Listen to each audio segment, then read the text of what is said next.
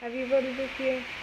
Studies show that young adults ages 18 to 29 have not voted well in the past. They have a very low outcome in the past elections. This is coming from 2018.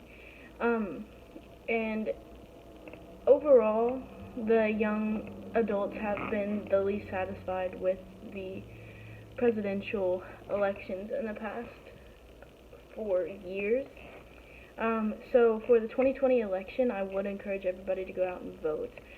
This is because, as I said, because everything is so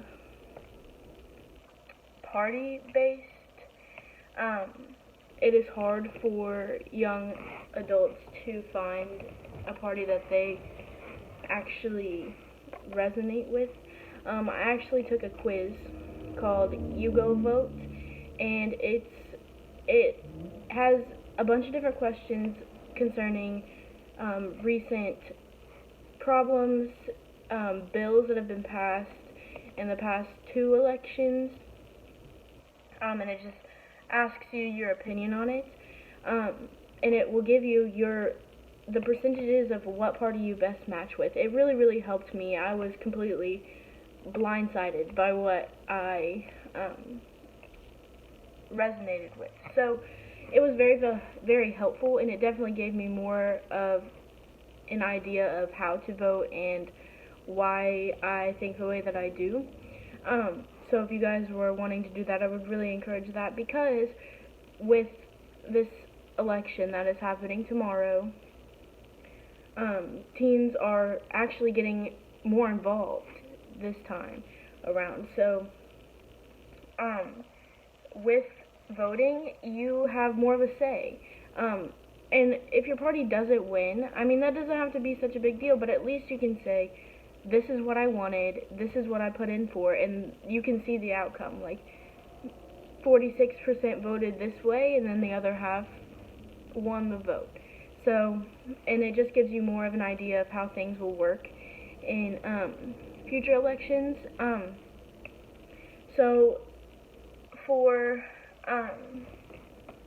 this election, they have actually stated that the youth has gotten way more involved, whether this be because of race or ethnicity, socioeconomic factor, education involvement, like if they're going to cover student loans or pay for college for however many years to a certain kind of university.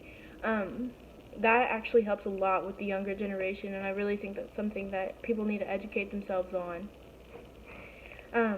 Tufts University actually said that 46% of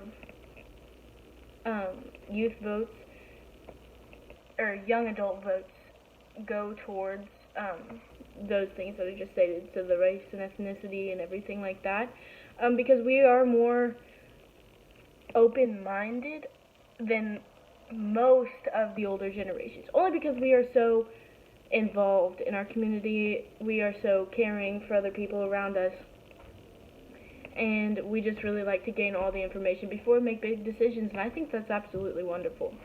The New York Times stated on October 2nd, 2020, that fewer than half of young adults ages 18 to 29 voted in 2016. This costed us 15 electoral turnout points. And overall, that might not seem like a huge number, but it really did affect the voting outcome. So, just to put that into perspective,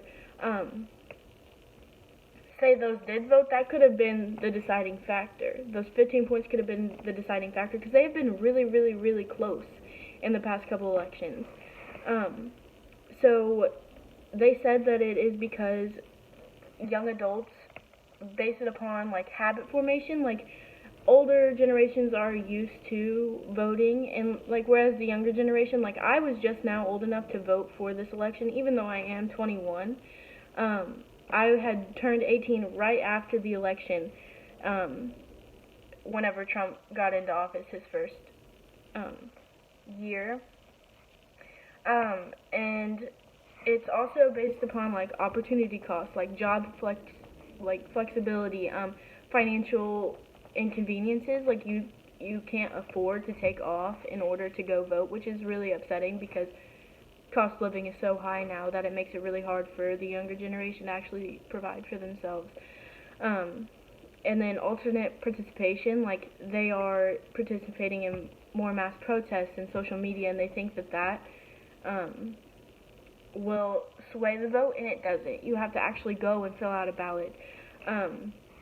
So for the Forbes, they said that traditionally there's a low turnout, and almost all of the young adults that were surveyed said that they will absolutely, definitely vote this term.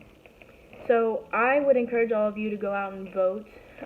It is a huge, huge deal, and I think that it will be a great year for us.